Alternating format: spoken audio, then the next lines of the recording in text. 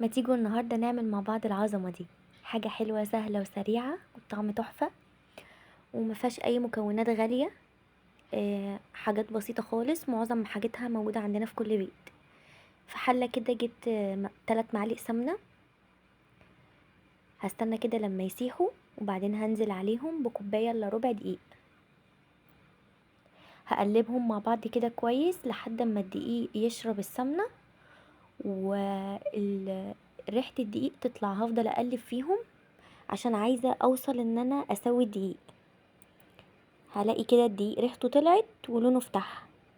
بعدها بقى هنزل ب5 كوبايات، اللي هي كوبايات المعيارية لبن.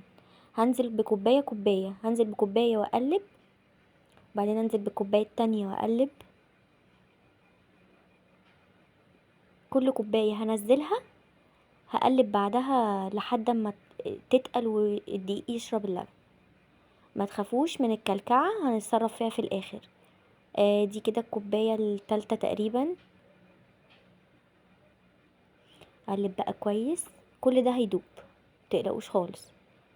ادي الكوباية الرابعة.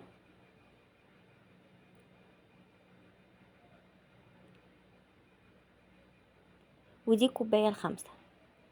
بس ما تخافوش بقى خالص من الكلكعة دي وما تتوتروش.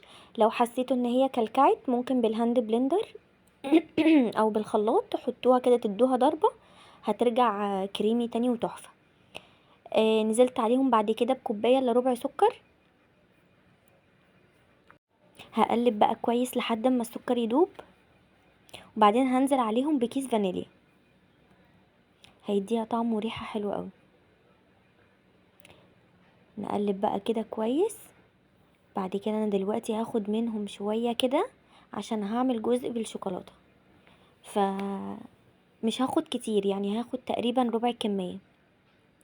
عندكم بقى كاكاو او شوكولاتة؟ انا كان عندي كاكاو، فحطيت معلقة كده عليهم وحطيتهم على النار، معاهم معلقتين لبن كده، وفضلت اقلب فيهم على النار لحد ما الكاكاو داب خالص واللون بقى غامق. لو عندكم كمان بقى شوكولاتة ممكن تحطوا شوكولاتة، يبقى الطعم احلى واحلى. بس هشيلهم بقى كده من على النار ونروح بقى نجهز الكاسات بتاعتنا. هنا كان عندي حتة ملفيه، هكسرها كده فتفتها خالص، خليها فتافيت. لو لسه بتتفرجي وما عملتيش لايك، يا ريت دلوقتي تنزلي تعملي لايك وسبسكرايب. بس كسرت كده بقى حتة الملفيه. هجهز بقى الكاسات. جبت كاسات كده تبقى شفافة عشان الطبقات تبان، وممكن تبقى بولات عادية برضو. في الاول كده هحط شوية من الكريمة اللي عملناها دي، هحط شوية كده من تحت عشان لما احط عليها الملفيه، الملفيه يطرى وما يبقاش ناشف ومقرمش معايا في بقي.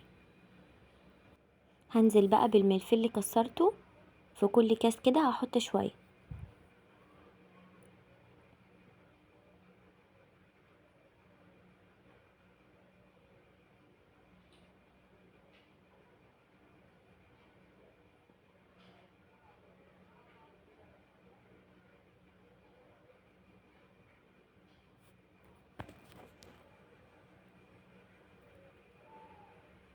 حطيت كمان طبقه من الكريمه دي تاني.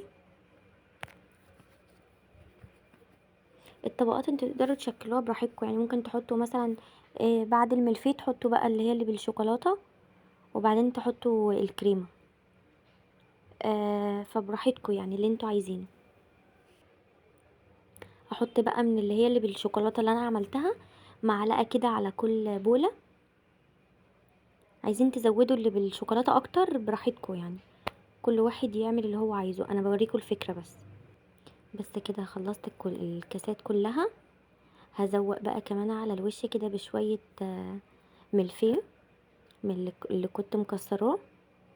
وكمان عندي بندق ولوز، انا ده كان عندي، ما اشتريتوش يعني.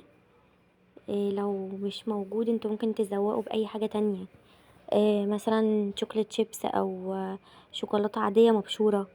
ممكن ما تزوقوش خالص، ممكن واحدة كريس كده، اي حاجة يعني. التزويق ده براحتكم. بس كده نبقى عملنا حاجة حلوة سهلة وسريعة ومش مكلفة. انا ما كان ممكن احط في الكريمة اللي عملناها دي، احط قشطة واحط كريمة لباني مثلا، وازود حاجات غالية، بس انا حبيت ان هي تكون اقتصادية يعني، وفي الاخر طعمها حلو، طعمها حلو قوي كمان. بس كده، دي كانت وصفة النهاردة.